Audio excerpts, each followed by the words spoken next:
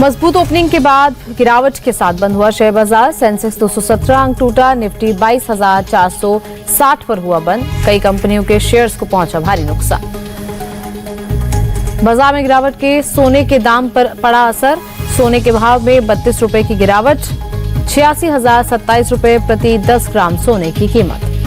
चांदी के दाम में 302 रुपए की भारी गिरावट की गई दर्ज। बाजार में 1 किलो चांदी की कीमत पहुंची 96,000 के पार।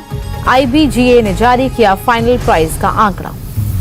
शेयर मार्केट में गिरावट का ओला इलेक्ट्रिक पर भी पड़ा असर। कंपनी के स्टॉक में 4% की गिरावट दर्ज की गई। हाल ही में कंपनी पर हुई छापेमारी की कार्रवाई का दिख रहा असर। पेट्रोल डीजल के दामों में कोई बदलाव नहीं। देश के हर राज्य में स्थिर रही कीमतें। दिल्ली में 1 लीटर पेट्रोल की कीमत 94 रुपए 72 पैसे, डीजल की कीमत 87 रुपए 62 पैसे। जीएसटी में चोरी पर विभाग का सख्त एक्शन। जनवरी से लेकर अब तक 1.95 लाख करोड़ की चोरी पकड़ी गई। अलग अलग तरीके से टैक्स के गबन का आरोप। बाजार में गिरावट के बाद भी कई कंपनियों के शेयर्स चमके। Hindustan Unilever, Infosys, Nestle India और एशियन पेंट्स आज के टॉप गेनर्स रहे। सेंसेक्स में गिरावट का 30 प्रमुख कंपनियों पर पड़ा असर। IndusInd bank, Zomato, L&T, Mahindra and Mahindra के शेयर्स को भारी नुकसान।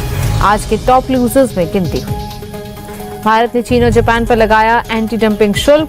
घरेलू उद्योग को सस्ते आयात से बचाने की कोशिश। 5 साल तक के लिए लागू किया टैक्स। पश्चिम बंगाल के नाम हुई एक और बड़ी उपलब्धि। MSME मैन्युफैक्चरिंग यूनिट के मामले में टॉप पर पहुंचा बंगाल। सीएम ममता बनर्जी ने पोस्ट कर दी जानकारी। SME IPO ने अपने रूल्स को और सख्त किया। अब OFS के लिए 20% की लिमिट हुई तय। सेबी की तरफ से बदले गए नियम। IRDAI के चेयरमैन की तलाश में जुटी सरकार। वित्त मंत्रालय ने मांगे आवेदन। विभाग की तरफ से जारी हुआ नोटिफिकेशन। जल्द बदलेगा online food delivery company Zomato का नाम। अब इटर्नल लिमिटेड के नाम से जाना जाएगा जोमैटो। बोर्ड के बाद अब शेयरधारकों ने भी दी मंजूरी।